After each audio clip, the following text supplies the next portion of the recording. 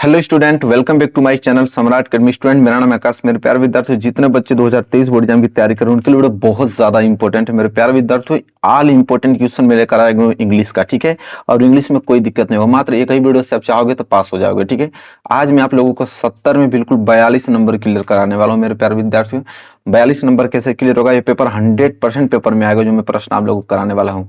तो वीडियो को लाइक कर दो, चैनल पे न हो तो चैनल को जरूर सब्सक्राइब कर लो, ठीक है। मात्र मेरे इस वीडियो से आप चाहोगे तो पास हो जाओगे 42 नंबर से। अरे 42 नंबर यहाँ से मिल गया आप लोगों का, 30 नंबर स्कूल से मिल गया, ठीक है। तो 72। तो मेरे प्यारे विद्यार्थी, इस वीडियो में मैं राइटिंग में बात करूंगा आप लोगों को। जैसे राइटिंग में आप लोगों को जैसे आता है लेटर लिखने के लिए, ठीक है। लेटर 4 नंबर के लिखने के लिए आता है, तो 4 नंबर यहाँ से पक्का हो जाएगा। एक रिपोर्ट लिखने के लिए आता है, 6 नंबर का आता है, ठीक है। 6 नंबर यहाँ से, तो टोटल 10 नंबर तो यहाँ से ही पक्का हो जाएगा। पूरा सोल्यूशन कराने वाला हूँ, ठीक है। पहले आप देख लो क्या करने वाले हैं हम लोग, ठीक है, इस वीडियो में। ग्रामर पोर्शन की बात करें तो ग्रामर में देखो, इनडायरेक्ट स्पीच आता है 2 नंबर के लिए, एक पैसिव वॉइस आता है 2 नंबर के लिए, पंक्चुएशन आता है 2 नंबर के लिए, और ट्रांसलेटेड इनटू इंग्लिश आता है 4 नंबर के लिए, ठीक है। तो यहाँ से आपका 6 नंबर, अच्छा 4 10 नंबर, तो 10 नंबर तो यहाँ से भी तैयार हो गया। तो 20 नंबर यहाँ से आप लोगों को पक्के हो जाएंगे। इसके बाद हम लिटरेचर की बात करें तो लिटरेचर में देखिए 60 आंसर आता है 2 क्वेश्चन करने के लिए। 2 क्वेश्चन आता है 2-3 नंबर के लिए, तो 6 नंबर यहाँ से क्लियर आ जाएगा। लॉन्ग आंसर आता है 1 क्वेश्चन करने के लिए, तो 4 नंबर यहाँ से, तो 6 4 10 नंबर फिर यहाँ से क्लियर हो गया आप लोगों का। इसके बाद पोएम आता है 3 नंबर का, और सेंट्रल आइडिया आता है 3 नंबर का, टोटल 6 नंबर यहाँ से तैयार हो गया। फिर आप लोगों का शॉर्ट आंसर टाइप क्वेश्चन आता है, ठीक है। लेकिन इस बार शॉर्ट आंसर टाइप क्वेश्चन सिर्फ 1 क्वेश्चन पूछता है जो कि 3 नंबर के लिए होता है, और लॉन्ग क्वेश्चन बस 1 क्वेश्चन पूछता है जो कि 4 नंबर का, मतलब 7 नंबर यहाँ से तैयार हो गया। तो टोटल आज की वीडियो में हम सब कुछ डिस्कस करने वाले हैं। 42 नंबर आप लोगों का बिल्कुल क्लियर हो जाएगा इस वीडियो से, ठीक है। मेरे प्यारे विद्यार्थियों, लाइक कर दो, चैनल पे ना तो चैनल को सब्सक्राइब कर दो। चलो एक एक करके देखते हैं। देखो, सबसे पहले हम लोग लेटर देख रहे हैं, ठीक है। लेटर जो कि 4 नंबर के लिए एग्जाम में आता है। देखिए, ये जो लेटर आपको बता रहा हूँ, लेटर बहुत ज्यादा इंपॉर्टेंट, इसको आप तैयार करके जाना किसी कीमत पे, ठीक है। लेटर यह है कि write a letter to your friend to invite him on the occasion of your marriage.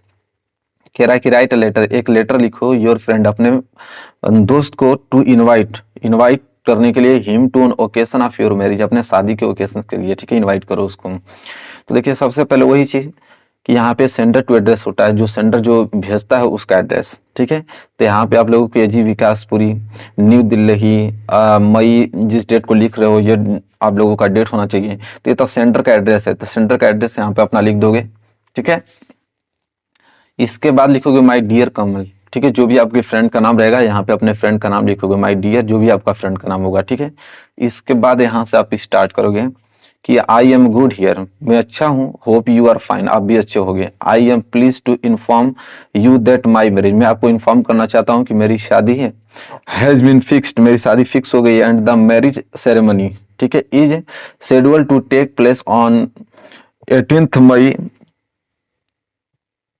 यहाँ पे जो आप लोगों को पूरा डेट होगा, डेट लिख लीजिएगा, लेकिन हालांकि याद रखिएगा कि पूरा 2022 नहीं लिखना, आप लोगों को एक्स बना देना है, ठीक है। मतलब इस डेट को मेरी शादी फिक्स हो गई है, ठीक है। This is an advance information to you, ठीक है, ये आप लोगों को एडवांस बताया रहा इंफॉर्मेशन के लिए। A formal invitation card is being sent to you separately, मैं तुम्हें फॉर्मल इनविटेशन भेज रहा हूँ, ठीक है, तुम्हें सेपरेटली के लिए, तुम्हारे लिए, ठीक है। The marriage party will go to Noida, ठीक है, जो मेरी मैरिज पार्टी है, ठीक है, इसके बाद हम लोग नोएडा चले जाएंगे। I would request to you to please make it convenient to attend the receptions and the marriage ceremony along with, ठीक है। कह रहा है यहाँ पे कि यहाँ पे आप अटेंड करो मेरे इस रिसेप्शन को और मेरे शादी के, ठीक है, along with yours lovingly your parents, ठीक है, और तुम्हारे साथ अपने माता पिता को भी लेकर आना, ठीक है, along with your loving your parents, ठीक है। इसके बाद आप लोगों का जो नाम होगा वहां पे उन लोगों का क्या लिख देना है, अपना नाम लिख देना है कि राजीव, ठीक है।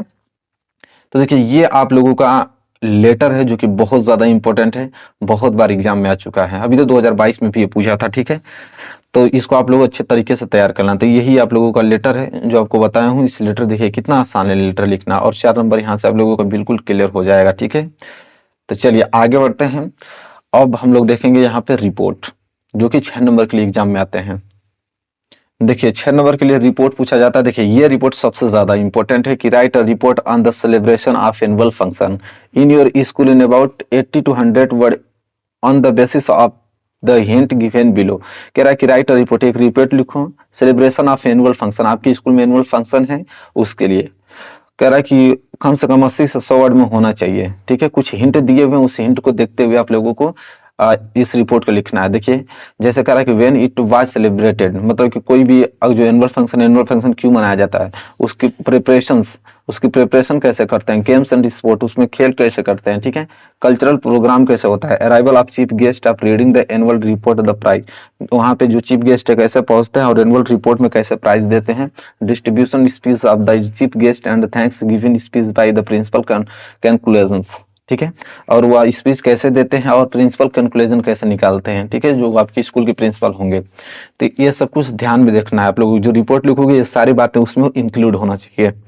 तो चलिए सबसे पहले देखते हैं रिपोर्ट कैसे आप लिखोगे। ये रिपोर्ट बहुत इंपॉर्टेंट है। देखो यहाँ पे डालोगे रिपोर्ट, और किस रिपोर्ट लिख रहे हो तो द एनुअल डे फंक्शन। ठीक है, और किस स्कूल में पढ़ते हो तो दिल्ली पब्लिक स्कूल, जो स्कूल में आप पढ़ते हो स्कूल का नाम लिख देना और आपका नाम यहाँ पे बगल में लिख देना। इसके बाद यहाँ पे डेट जो होगा उस डेट को यहाँ पे इंक्लूड करना है और यहाँ से लिखना स्टार्ट करना है। लिखना है कि the annual cultural day is a very important day for all schools. Correct, the annual जो कल्चरल डे होता है, दिन होता है, वो बहुत ज्यादा महत्वपूर्ण होता है सभी स्कूलों के लिए। The student gets a chance to display the talent in the front of the big audience. कह रहा है कि सभी स्टूडेंट वहां पे डिस्प्ले पे दिखाते हैं अपना टैलेंट। ठीक है, और बिग ऑडियंस, बड़ा ऑडियंस करते हैं। The annual of your school was held the last Saturday. कह रहा मेरा जो एनुअल ऑफ स्कूल हुआ था वो लास्ट सैटरडे को हुआ था। The army base commandant was the chief guest for the evening, और वहां पे आर्मी जो बेस कमांडेंट है वो चीफ गेस्ट बनकर शाम को आते हैं। The school auditorium had been the prepared for the occasions. ठीक है,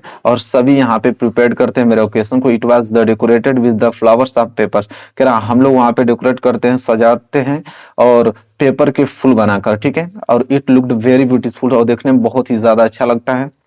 the chief guest arrived on the time and took his seat. जो चीफ गेस्ट होते हैं वो पहुंचते हैं अपने समय पे और अपने सीट पे बैठते हैं। He was welcomed with the bouquet of flowers presented by two the nursery children. Nursery children के जो छोटे छोटे बच्चे हैं वो भी आप लोगों को फूल लाते हैं और वहां पे प्रेजेंट करते हैं, अपना दिखाते हैं। The cultural show is begin with the welcome songs, और वहां पे जो कल्चरल सॉन्ग्स होता है वहां पे उनको स्वागत के लिए गाया जाता है। ठीक है, the first item was the present by the nursery and KG student, और सभी जो छोटे छोटे केजी स्टूडेंट के नर्सरी के बच्चे हैं वो सभी प्रेजेंटेड करते हैं अपने सॉन्ग्स को। ठीक है, there were some solo and group songs and dance after that, और सभी कुछ ना कुछ ग्रुप्स बनाकर गाना गाते हैं और डांस करते हैं। ठीक है, तो यहाँ दैट तक हो गया। दैट की बात तब जाके आप नीचे नोट्स करोगे, इसको मैं हटाता हूँ।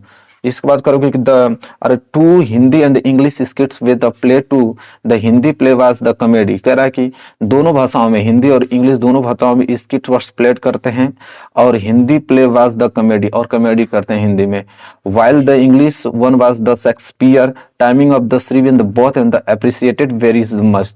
कह रहा है कि इंग्लिश में शेक्सपियर बन के उनके टाइमिंग करते हैं, बोथ वर आप एप्रिशिएटेड वेरी मच, और वहां पे अपना दिखाते हैं। ठीक है, we also and miming act of the magic show presented by two boys, और दो लड़के वहां पे उनकी मिमिक्री करते हैं। ठीक है, और वहां पे मैजिक जादू दिखाते हैं। All the present and other guest of enjoyed the whole evening very much. कह रहा है कि सभी पेरेंट्स, सबके माता पिता वहां पे आते हैं गेस्ट बनकर और एंजॉय करते हैं शाम के टाइम में। ठीक है, it was the well organise show, और यह बहुत ही बड़ा शो होता है। वी फेल्ट वेरी हैप्पी, हम लोग बहुत खुश होते हैं। व्हेन जब वी हियर द लाउड्स क्लैपिंग, जब हम लोगों को सुनते हैं अपने क्लैपिंग। ठीक है, जब सभी लोग क्लैपिंग करते हैं तो हम लोग बहुत खुश हो जाते हैं। The chief guest came up to the stage and give away the prize. Chief guest आते हैं स्टेज पे और हमें प्राइज देते हैं। He praised our school and the student very much. ठीक है, और सभी स्टूडेंट वहां पे सबको प्राइज मिलता है। ठीक है, और उन्हें धन्यवाद दिया जाता है। Our school principal and give a short history of the school, और मेरे जो हमारे स्कूल के प्रिंसिपल वो आते हैं और अपने कॉलेज के बारे में कुछ हिस्ट्री बताते हैं। The school and read out the annual report. ठीक है, और वो पढ़ते हैं हमारे स्कूल के बारे में कुछ बताते हैं। कह रहा है कि she also give a vote of thanks for the chief guest and all the other guest. कह रहा है कि अब हम लोग वहां पे सभी जितने भी गेस्ट आते हैं सबको धन्यवाद देते हैं, और the chief guest and all the other guest, ठीक है, और सभी वहां पे और उपस्थित गेस्ट भी आते हैं। और finally the nation anthems was songs and the school annual day function. कह रहा है और राष्ट्रीय गीत को हम लोग वहां पे गाते हैं और came to and the enjoy very much, और लास्ट में हम लोग बहुत ज्यादा एंजॉय करते हैं वेरी मच, ठीक है। उनके लिए बहुत ही धन्यवाद उन लोगों को। तो ये हमने आप लोगों को बताया कि रिपोर्ट कैसे लिखोगे आप, ठीक है। 6 नंबर के लिए जितने भी पॉइंट्स उसमें दिए थे सारे पॉइंट्स हमने यहाँ पे इंक्लूड किया है, और आई होप आपको क्लियर हो गया होगा। यहाँ तक आप नोट कर लो और इस रिपोर्ट को आप लोग किसी कीमत पे तैयार कर लेना, ठीक है। चलो आगे बढ़ते हैं। चलो अगर आगे हम बात करें तो आगे आगे आप लोगों का ग्रामर का पार्ट देखिए, इनडायरेक्टिव से, जो कि 2 नंबर के लिए पूछा जाता है, ठीक है। हमने 3 क्वेश्चन लिया, 3 क्वेश्चन में आप लोगों को समझाने का प्रयास करूंगा। सबसे ज्यादा इनडायरेक्ट स्पीच यहाँ से आता है। जैसे यहाँ बोला आप लोगों को कैसे बनाओगे मैं आपको बता रहा हूँ। देखो डायरेक्ट स्पीच में दिया है, इसको आपको चेंज करना है इनडायरेक्ट स्पीच में। जैसे बोला he said you must work hard, अब इसको हमें चेंज करना है इनडायरेक्ट स्पीच में। तो सबसे पहले ही है तो ही को ही उतारोगे, ठीक है। देखो सेड को टोल्ड में चेंज किया जाता है। कब चेंज किया जाता है? जब सेड के बाद ऑब्जेक्ट रहेगा तब। सेड के बाद कोई ऑब्जेक्ट नहीं है तो सेड का सेड ही उतारोगे, ठीक है। लेकिन याद रखना है कि सेड को सेड जब उतारोगे, लेकिन आगे देखते हैं सेंटेंस किसमें। कह रहा है कि यू मस्ट वर्क हार्ड, कह रहा है कि ही सेड, वह कहा कि यू मस्ट वर्क हार्ड, तुम बहुत ही ज्यादा मेहनत करते हो, ठीक है। यू मस्ट वर्क हार्ड मतलब मस्ट मतलब चाहना, तुम्हें अधिक वर्क करना चाहिए, हार्ड वर्क करना चाहिए। तो देखो कोई आपसे जब कहेगा कि तुम्हें बहुत ही ज्यादा हार्ड वर्क करना चाहिए तो वो आपको एडवाइस दे रहा है, आपको सलाह दे रहा है, ठीक है। तो आप सेट की जगह एडवाइस लिख सकते हो अगर सलाह की बात हो रही है। तब नहीं हो रहा है, सिंपल आएगा तो सेट को सेट उतार देते हैं। लेकिन हालांकि यहाँ पे एडवाइस की बात हो रहा है, कोई सलाह दे रहा है आपको, तो ही एडवाइस लिखोगे यहाँ पे कि ही एडवाइस। तो यहाँ पे आप लोग लिख दोगे कि ही एडवाइस है, ठीक है। हमने यहाँ पे लिख दिया ही एडवाइस। किसको? तो मुझे दे रहा है तो ही एडवाइस मी लिख दोगे, ठीक है। इसके बाद यहाँ पे कमा हटाने के लिए आप टू का प्रयोग करोगे। कब? जब एडवाइस रहता है ना तो कमा हटाने के लिए टू का प्रयोग करते हैं, ठीक है। इसके बाद क्या करते हैं? टू हो गया यहाँ पे। इसके बाद ये सब्जेक्ट जो यू है इसको हटा देते हैं, ठीक है, क्योंकि यू सेकंड पर्सन है, ऑब्जेक्ट के अनुसार चाहिए, ऑब्जेक्ट कोई है नहीं तो इसलिए हटा देते हैं। फिर इसके बाद मस्ट वर्क हार्ड जो है उसको हम लोग आराम से उतार देते हैं। यहाँ पे हम लोग मस्ट, और यहाँ पे आपको दिया है वर्क, और यहाँ पे दिया आपको हार्ड, तो वर्क हार्ड यहाँ पे पूरा का पूरा हम लोग उतार देंगे, फुल स्टॉप लगा देंगे, बन गया सिंपल, ठीक है।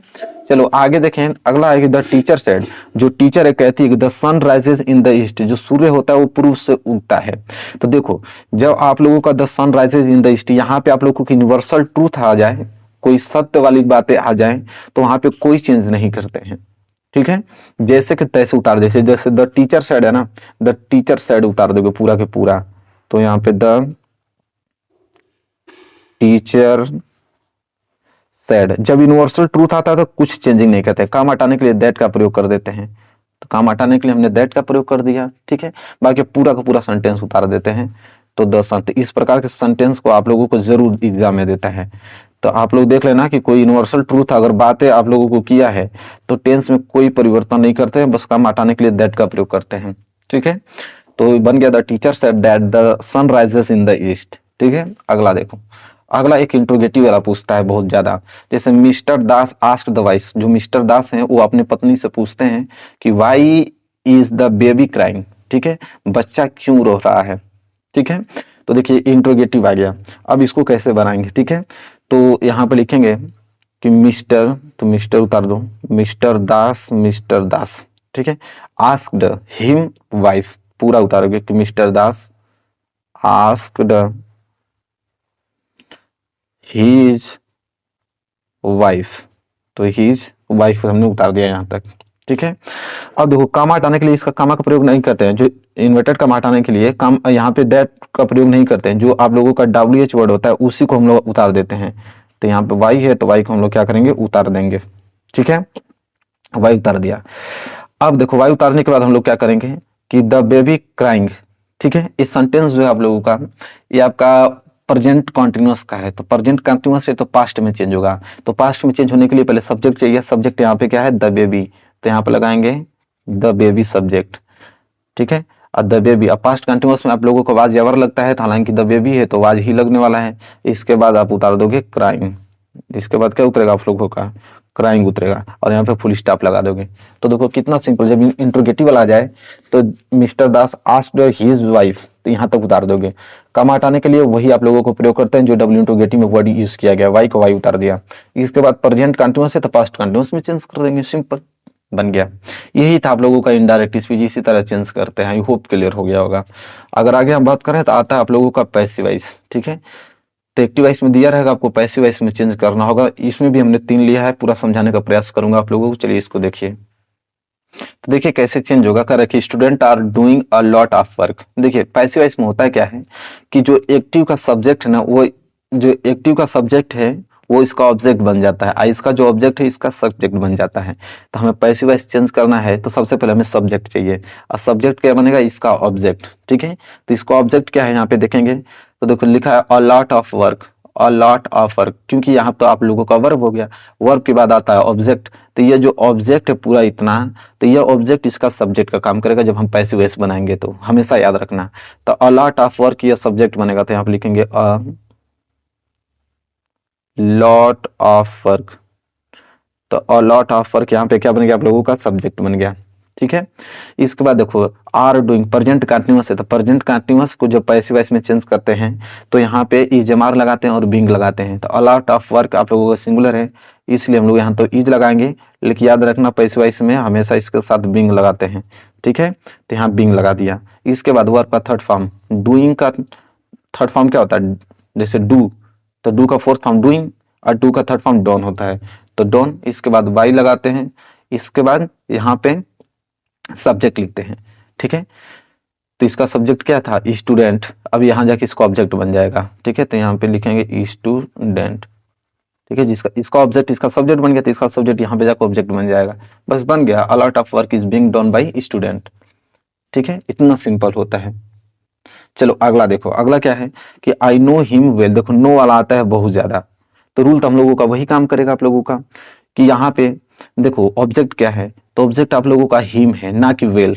हिम आपका ऑब्जेक्ट है, तो हिम है, तो हिम का अगर सब्जेक्ट बनाऊंगा तो यहाँ पे ही आ जाएगा, क्योंकि ही का ऑब्जेक्टिव केस हिम होता है और हिम का सब्जेक्टिव केस ही होता है, याद रखिएगा। तो हिम यहाँ पे ऑब्जेक्ट है, और जब ऑब्जेक्ट को सब्जेक्ट बनाएंगे तो हिम का क्या हो जाता है, ही हो जाता है, ठीक है। तो ही हो गया। ही के बाद हम लोग लगाएंगे इज, तो ही इज, और फिर आपका वेल, तो ही इज वेल। और नो है ना, तो नो का थर्ड फॉर्म क्या होता है, नॉन। याद रखना एक चीज आपको बताऊंगी, जब भी आपका नो वाला आ जाएगा तो नो के साथ नॉन लगाते हैं, लेकिन इसके साथ टू लगाते हैं, इतना याद रखिएगा। बाई नहीं लगाते हैं, टू लगाते हैं, नॉन टू, और आई का हो जाएगा मी। तो यही बात आप लोगों को बताना था कि जब नो आ जाए तो उसके साथ बाई नहीं लगता है, नॉन टू लगता है। तो he is well known to me. Clear हो गया, कोई दिक्कत नहीं होना चाहिए।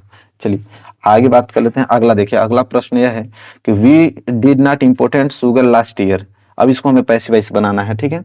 अब देखिए पैसिव वॉइस कैसे बनेगा, तो वही इसका सब्जेक्ट, देखो ऑब्जेक्ट क्या है इसका, शुगर, इसका सब्जेक्ट का काम करेगा। तो यहाँ पे लिखेंगे शुगर, ठीक है। और देखो डिड नॉट लगा है, मतलब कि पास्ट कंटिन्यूअस और पास्ट इंडेफिनिट है। पास्ट इंडेफिनिट का ये आप लोगों का क्या है, निगेटिव है। तो सिंपल उसका कैसे रूल होता है, तो शुगर, यहाँ पे हम लोग वाज अवर लगाते हैं, तो शुगर हालांकि सिंगुलर है इसलिए वाज लगेगा, निगेटिव है तो नॉट लगेगा, ठीक है। और इसके बाद इंपोर्टेंस है तो इंपोर्टेंट लगा देते हैं, ठीक है। इसके बाद वर्ब का थर्ड फॉर्म लगाते हैं, ठीक है। तो वर्ब का थर्ड फॉर्म क्या हो जाएगा, वर्ब का थर्ड फॉर्म, इसमें वर्ब कोई है ही नहीं, तो वर्ब कोई नहीं रहता है, तो इसके बाद तुरंत लगाते हैं बाई, और इसके सब्जेक्ट वी का क्या हो जाता है, अस। ये तो लास्ट ईयर आप लोगों का जो लास्ट ईयर है, रिमेनिंग वर्ड लास्ट में लगाते हैं, तो लास्ट ईयर लास्ट में आ जाएगा, लास्ट ईयर। देखो क्या किया हमने, इसके ऑब्जेक्ट को इसका सब्जेक्ट बना दिया और हेल्पिंग और वाज लगा दिया, नॉट था तो नॉट लगा दिया। आपका मेन वर्ब कोई है भी नहीं है, ठीक है। तो मेन वर्ब नहीं है, इसलिए हमने मेन वर्ब की जगह इंपोर्टेंस जो है इंपोर्टेंस को लिखा। इसके बाद हमने बाई लगाया, इसके सब्जेक्ट का इसको ऑब्जेक्ट बनाया, ठीक है। बाई के बाद अस हो जाएगा, और जो रिमेनिंग वर्ड है लास्ट ईयर लास्ट में लगा दिया, बस बन गया। यही तरीका होता है आप लोगों का पैसिव वॉइस बनाने का। आई होप आपको क्लियर होगा, कोई भूलिएगा मत, ठीक है। चलिए मैं इसको साइड करता हूं। अब अगला प्रश्न देखते हैं। देखिए अगला था पंक्चुएशन। पंक्चुएशन में थोड़ा सा चिन्हों का प्रयोग, ठीक है। चिन्ह का प्रयोग कहाँ करेंगे, ठीक है। पहले कैपिटल लेटर आता है, फुल स्टॉप कहाँ लगाते हैं, कैसे लिखते हैं, ठीक है। ये पंक्चुएशन के अंतर्गत आता है। जैसे यहाँ पे आपको देखा कि I am going to Aligarh tomorrow to play a hockey match. अब इसको आपको लगाना पड़ेगा, कहाँ पे कैपिटल लेटर होता है, फुल स्टॉप कहाँ होता है, ठीक है। तो चलो देखो यहाँ पे आई को इस्तेमाल आपको इस्तेमाल कर दिया है। सबको मालूम है कि पहला अक्षर जब भी हम लिखते हैं तो कैपिटल होता है और ये इस्तेमाल दे रखा है। तो सबसे पहले तो हम इसको कैपिटल बनाएंगे, तो कैपिटल हमने बना दिया आई। आई के बाद एम है तो सही है, एम उतारेंगे। गोइंग है तो यहाँ पे गोइंग उतारेंगे। टू है तो टू उतारेंगे। अब देखो अलीगढ़, यह नाम है आप लोगों का, ठीक है। और जब नाम आ जाए अलीगढ़, किसी का ना स्टेट का नाम आ जाए, हमेशा कैपिटल लेटर में होता है। तो यहाँ पे अलीगढ़ को हम लोग यहाँ पे कैपिटल करेंगे, ठीक है। और हम लोग इस्तेमाल दे रखा है, ठीक है। तो यहाँ पे इस्तेमाल दे रखा है तो उसको कैपिटल करेंगे। इसके बाद टुमारो है तो टुमारो लगा देंगे, ठीक है। देखो हमने यहाँ पे इसका लगा दिया, टुमारो लगा दिया। इसके बाद टू है तो टू उतारेंगे, प्ले है तो प्ले उतार देंगे, ठीक है। इसके बाद हॉकी तो हॉकी उतारोगे। इसके बाद मैच, फिर मैच उतारोगे। और लास्ट में जब सेंटेंस खत्म होता तो उसके लास्ट में फुल स्टॉप लगाते हैं, और ये हमने फुल स्टॉप लगा दिया, अब बन गया I am going to Aligarh tomorrow to play a hockey match. तो ऐसे ही आप लोगों को देगा, पहले इस्तेमाल में कर देगा, उसको कैपिटल करोगे, बीच में कोई और इस्तेमाल में दिया रहेगा उसको आप सोच समझ के कैपिटल करोगे, ठीक है। बस कंप्लीट हो गया। इसी तरह एक प्रश्न और लिया हूं ताकि आपको पूरा क्लियर हो पाए। जैसे ये दिया है, I said to Mohan work hard if you want to pass. अब देखो आई इस्तेमाल दिया है तो इसको पहले सबसे पहले कैपिटल करेंगे।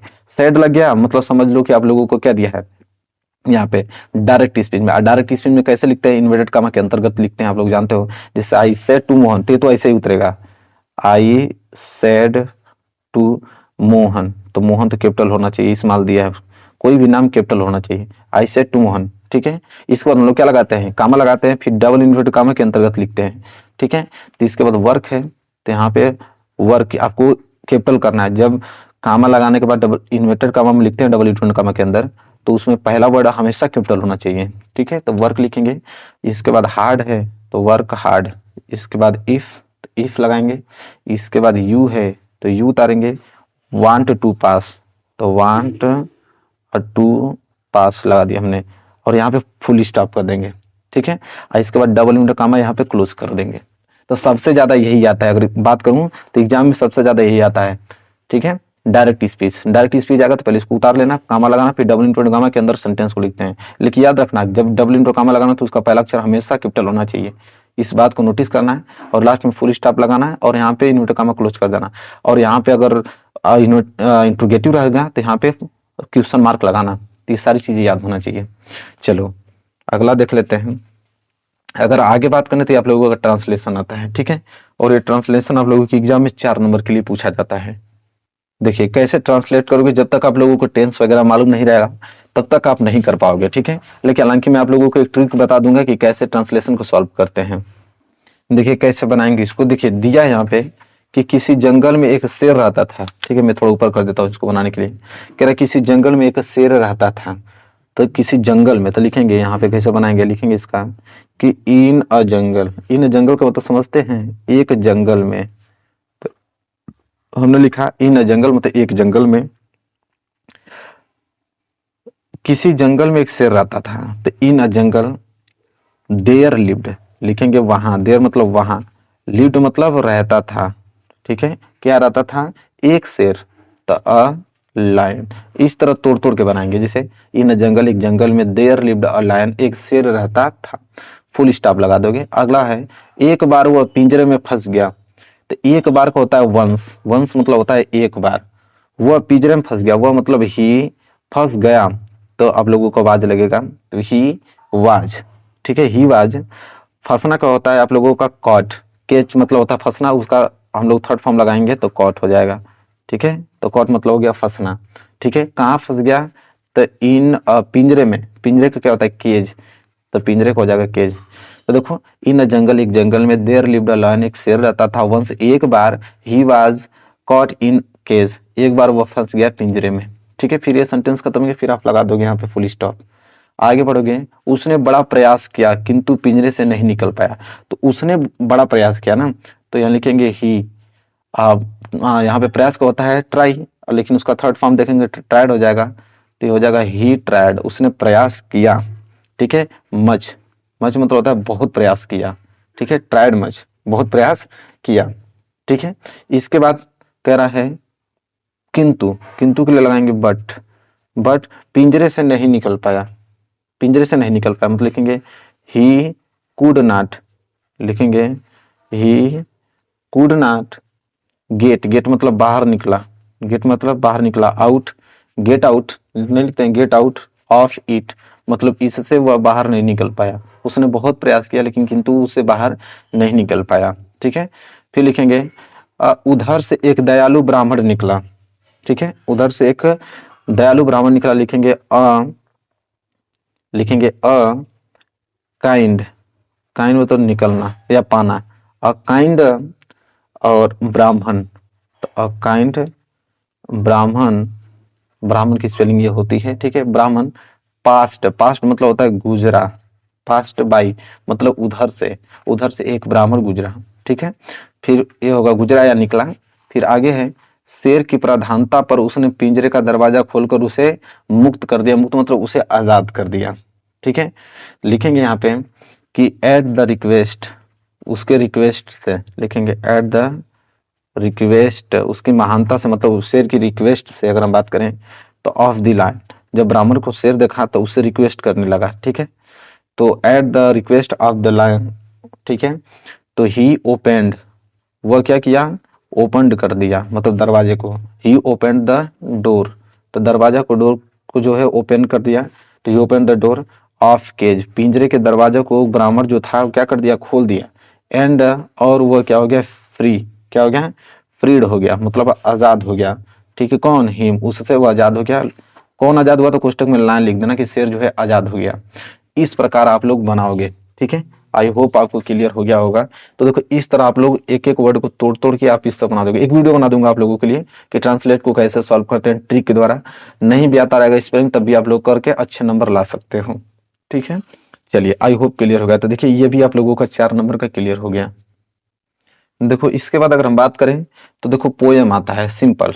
ठीक है, पोयम आप लोग याद कर लेना मेरे प्यारे बच्चों, और यहाँ से फ्री में नंबर आप ले जाओगे। अभी हमने आपको बताया कि पोयम 3 नंबर के लिए आता है। ठीक है, देखिए लास्ट में हम लोग यहाँ पे क्वेश्चन आंसर के बारे में बात करेंगे। पहले हम लोग ये छोटा छोटा पोयम और सेंट्रल आइडिया देख लेते हैं, इसके बाद हम लोग शॉर्ट आंसर टाइप क्वेश्चन और लॉन्ग इंपोर्टेंट क्वेश्चन टाइप पूरा क्लियर कर देंगे। देखो पोयम 2 दे देता हूँ क्योंकि बोलता है कि जो पेपर में नहीं आया हो, क्योंकि पेपर में भी एक पोयम देता है, तो 2 पोयम याद किए रहोगे तो हो जाएगा। जैसे पहला पोयम है कि द वे अ क्रो सुक down on me the dust of snow from a hemlock tree. बहुत सिंपल सिंपल वर्ड में लिखे हैं, 3 नंबर फ्री में ले जाओगे। और एक दूसरा इसको याद कर लेना कि सम से the world will ends in fire, some say in ice, from what I have tasted of desired I hold with those who favour fire. तो ये दोनों आप लोग पोएम याद कर लेना जो कि बहुत इंपॉर्टेंट है। 3 नंबर अगर चाहना मतलब चाहते हो कि 3 नंबर फ्री में मिल जाए तो आप इसको याद कर लेना। ठीक है, इसके बाद सेंट्रल आइडिया आता है। ठीक है, एक सेंट्रल आइडिया बताने वाला हूँ आप लोगों को जो इंपॉर्टेंट है, डस्ट ऑफ स्नो का सेंट्रल आइडिया कह रहा है कि dust of snow is a small poem composed by the famous American poet Robert Lee Frost। कह रहा है कि डस्ट ऑफ स्नो एक छोटी कविता है जिसे फेमस अमेरिकन जो कवि हैं जिसका नाम है रॉबर्ट ली फ्रॉस्ट, वही लिखे हुए हैं। The poet was standing under hemlock. ठीक है, कह रहा है कि जो पोएट कवि थे वो खड़े थे अंडर हेमलॉक, धतूरे के वृक्ष के नीचे। ठीक है, सडनली अचानक से snow falls on the poet due to some moment of a crow but his ordinary natural happening bring a chance in his mood. कह रहा है कि अचानक से कौवे को हिलाने से, जो कौवा है धतूरे के पेड़ को हिला दिया और बर्फ का टुकड़ा उनके सर पे आके गिरा। ठीक है, वही कह रहा है कि ड्यू टू सम मोमेंट, और तुरंत चेंज हो गया उनका मूड। ठीक है, but his ordinary natural happening bring a chance in his mood, और उनका मूड जो था वो नेचुरली प्राकृतिक रूप से चेंज हो गया वहां पे। ठीक है, चलिए कह रहे हैं कि जैसे मैं आपको कहानी बताऊं तो जैसे वो धतूरे के पेड़ के नीचे खड़े थे, उनका मूड बहुत अपसेट था, लेकिन कौवा ने क्या किया कि उस वृक्ष को हिलाया तो उसका बर्फ का टुकड़ा उनके सर पे गिर गया और उनका मूड चेंज हो गया। ठीक है, और इट ग्लेडेंस हिज हर्ट, और वह दिल से वहां पे खुश हो गए।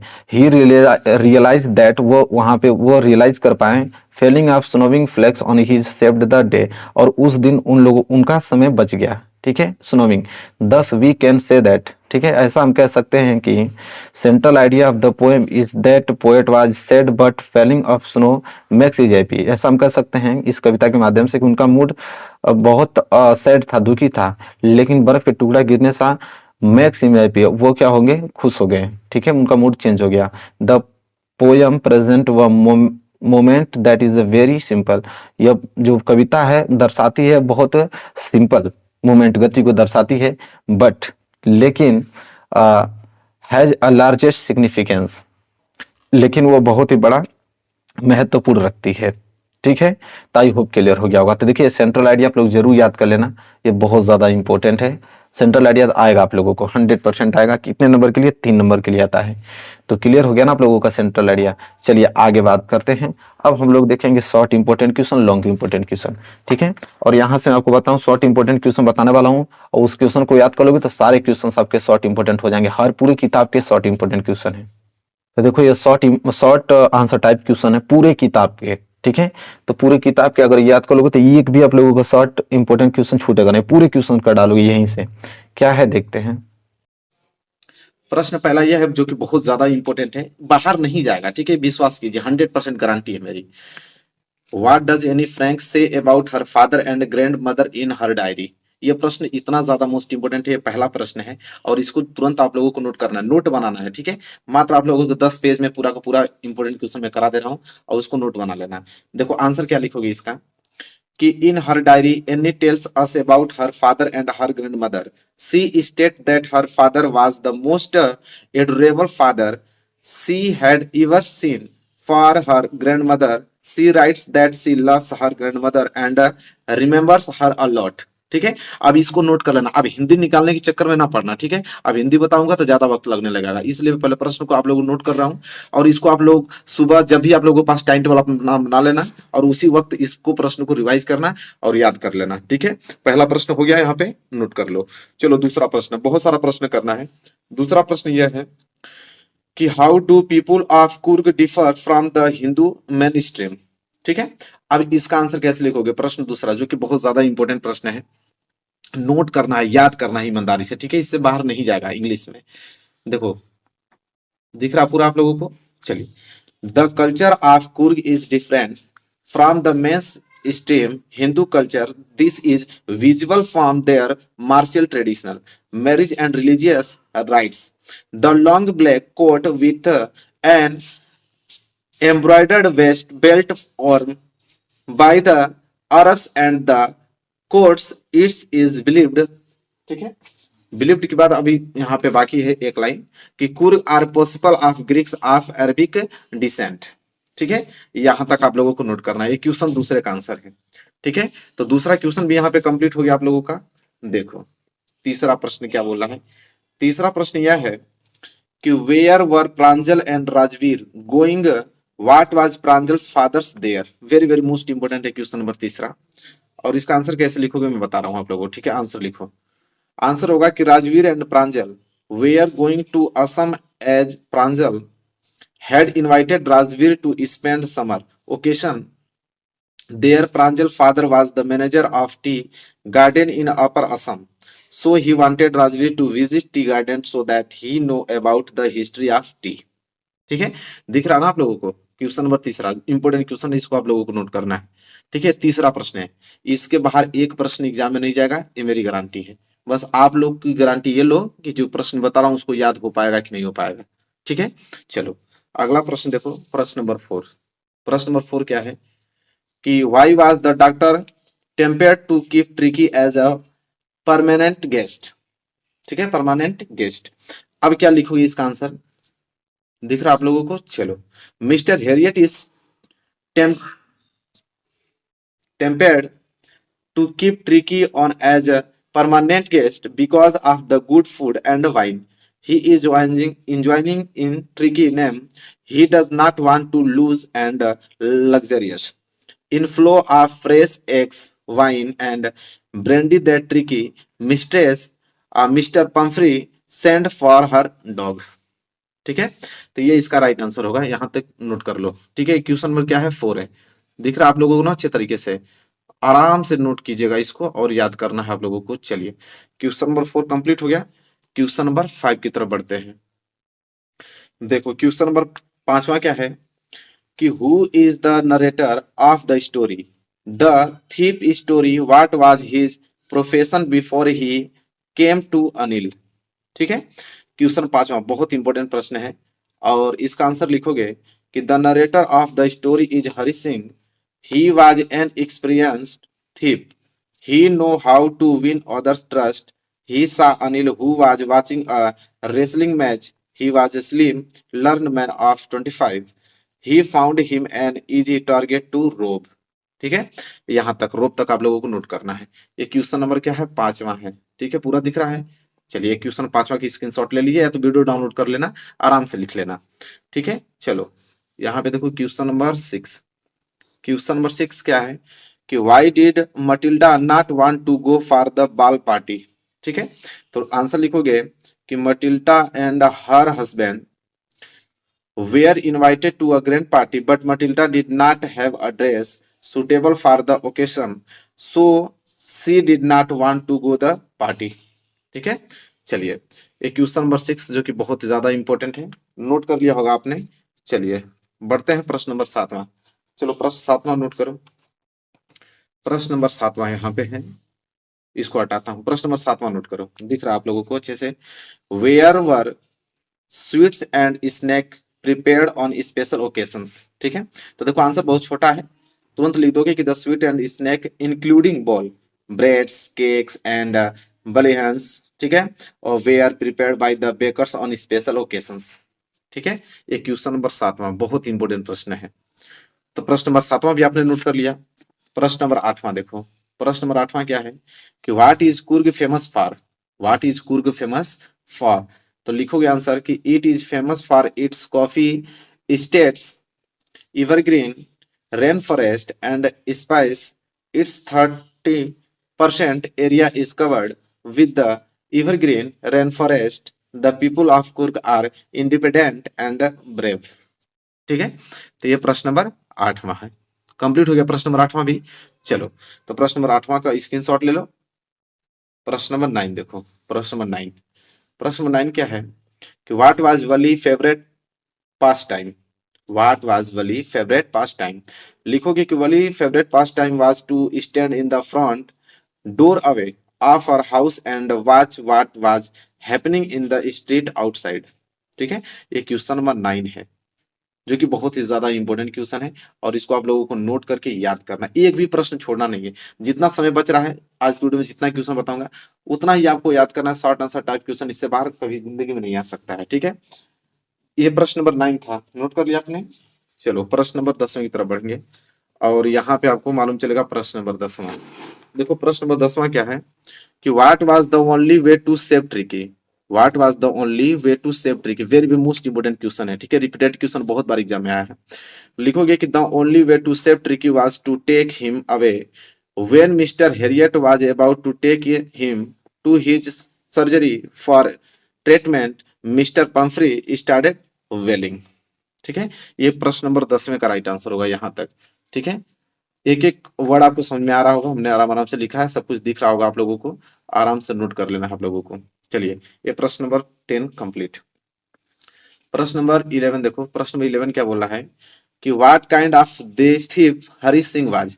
कह रहा है कि what kind of thief Hari Singh was. लिखोगे कि Hari Singh is a small time thieves, his real name is not Hari Singh, he keeps on changing names to escapes from police, his modus operandi is that he earns the trust of people and then robs them and flees। ठीक है, चलो ये प्रश्न number 11 है, complete हो गया आप लोगों का। चलिए प्रश्न नंबर 11 कंप्लीट हो गया। प्रश्न नंबर 12 देखो। 12 भी क्या है, छोटा है, तुरंत बता दोगे कि याद भी हो जाएगा कि how did Griffin save himself from mister Halls. Very very most important question है। How did Griffin save himself from mister Halls, लिखोगे to save himself he took off his clothes and became invisible before people could find him. ठीक है, 3 line का अधिक से अधिक है, आराम से याद कर लोगे, लेकिन इंपॉर्टेंट इतना याद रखना 100% 2023 बोर्ड एग्जाम यहाँ से प्रश्न बनेंगे। देखना आप तब एग्जाम में पेपर तब आपके पास आ गया तो आप खुद कहोगे कि हाँ सर जो आपने बताया वो 100% आया था। ठीक है, तो विश्वास रखो, कॉन्फिडेंस अपने पे रखो, मेरे पे रखो विश्वास और तैयारी मन से करो। तो ये प्रश्न 12 कंप्लीट हो गया। चलो प्रश्न 12 कंप्लीट हो गया तो प्रश्न 13 लिखो। प्रश्न 13 क्या है कि why was Lencho angry when he received the letter. कह रहा व्हाई वाज लेंचो एंग्री, मतलब लेंचो एंग्री क्यों हुआ पत्र पाने के बाद, जब उसको पत्र मिला तो क्रोधित क्यों हुआ। तो सबको मालूम है क्यों क्रोधित हुआ, कि Lencho became angry when he received the letter. Lencho इसलिए क्रोधित हुआ क्योंकि जब उसको लेटर मिला तो because he was only given 70 pieces, सिर्फ 70 पैसे थे उसपे, 70 पीसेस, ठीक है। When he had asked for 100 pieces, और उसने मांगा था 100 pieces. He thought that God would not deny him his wish and hence concluded that someone at the post office must have stolen the money before delivering to it to him। उन्होंने कहा कि लग रहा है कि post office में जो लोग डिलीवर करने वाले थे वो उसके पैसे खा गए हैं, हालांकि वही लोग पैसे दिए थे, ठीक है, जो भगवान को पत्र लिखा था। तो हिंदी तो निकालना आप लोग जानते हो, ठीक है, क्लियर हो गया होगा। प्रश्न बहुत ज्यादा इंपॉर्टेंट है ना, इसको आप लोग याद कर लेना। यहाँ तक पूरा रीजन बताने के लिए बोला था कि पत्र मिलते हुए क्रोधित लेंचो क्यों हुआ। प्रश्न बहुत बार एग्जाम में आ चुका है और इस बार भी आने वाला है। तो आप लोग से यही रिक्वेस्ट है कि आप इन प्रश्नों को तैयार रखें, क्योंकि नंबर आप लोगों को अच्छे लाना है इस बार। चलो प्रश्न नंबर 14 देखो, क्या है प्रश्न नंबर 14, कि what is the greatest wealth of a nation in Mandela opinion. कह रहा what is the greatest wealth of a nation in Mandela opinion, ठीक है। मंडेला का ओपिनियन का था अपना देश के प्रति, अपने राष्ट्र के प्रति, ठीक है। लिखेंगे Mandela thinks that he greatest and real wealth of a nation is its people, they are finer and truer than in purest domains, ठीक है। ये होगा इसका राइट आंसर, ठीक है। इस तरह आप लोग लिखना, हमने बहुत शॉर्टकट लिखा है ताकि आप लोगों को जो एग्जाम में पूछे वही आप बता पाओ इसको, ठीक है। तो क्वेश्चन नंबर 14 बहुत इंपॉर्टेंट है, इसको आप लोग याद कर लेना, ठीक है। अब क्वेश्चन नंबर 14 कंप्लीट हो गया, तो क्वेश्चन नंबर 15 की तरफ बढ़ेंगे। क्वेश्चन नंबर 15 देखो क्या है। क्वेश्चन नंबर 15 यह है कि described about Anne Frank early education. अब एनी फ्रैंक के बारे में हम लोग को डिस्क्राइब करना है, ठीक है, अर्ली एजुकेशन को। तो लिखेंगे यहाँ पे कि Anne Frank was a very bright and intelligent student. Her earliest education was in Montessori Lyceum in Amsterdam, ठीक है, Amsterdam. After that she was enrolled in a school in Netherlands, but soon when Hitler restricted Jews from all activities, Anne Frank had to go to a Jewish lyceum, ठीक है, Jewish लेशियम। तो ये आप लोगों के लिए क्वेश्चन जो है बहुत ज्यादा इंपॉर्टेंट है, क्योंकि ये पूछता हमेशा described about any Franks early education, ठीक है। तो आप लोगों को ये प्रश्न याद होना चाहिए किसी कीमत पे, ठीक है। अब चाहे जैसे भी आप याद करो, 1 घंटा पढ़ के 2 घंटा पढ़ के, लेकिन याद होना चाहिए, क्योंकि याद रहेगा तभी आप एग्जाम में लिख पाओगे, ठीक है, और उसी के नंबर आप लोगों को मिलेंगे। तो याद कर लेना, मैं बता दे रहा हूँ आप लोगों को। अगला प्रश्न देखो 16वां, how was the behaviour of the doctor toward the dog, ठीक है, वेरी वेरी मोस्ट इंपोर्टेंट है, ज्यादा बड़ा भी नहीं है, आप याद कर पाओगे आराम से। कि the doctor was a very sympathetic toward dog, he was worried about Tricky conditions, he asked time to time his health, ठीक है। तो कितना इंपॉर्टेंट क्वेश्चन है, बहुत इंपॉर्टेंट क्वेश्चन है, ठीक है। अभी 2022 में प्रश्न आया हुआ था, ठीक है।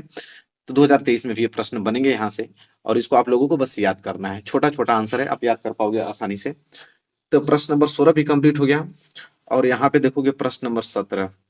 देखो प्रश्न नंबर 17 क्या है, कि what kind of thief Hari Singh was, what kind of thief Hari Singh was. तो लिखोगे कि Hari Singh is a small time thief, his real name is not Hari Singh, he keeps on changing names to escapes from police, his modus operandi is that he earn the trust of people and them robs them and flees।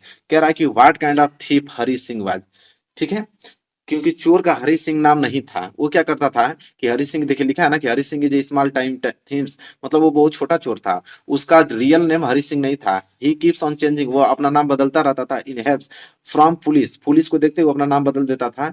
और his modus operandi is that he earn the trust of people and then robs them and flee, मतलब लोगों पे विश्वास करके, लोगों उस पे विश्वास करके और लोगों को वो क्या करता था, लूटता था, ठीक है।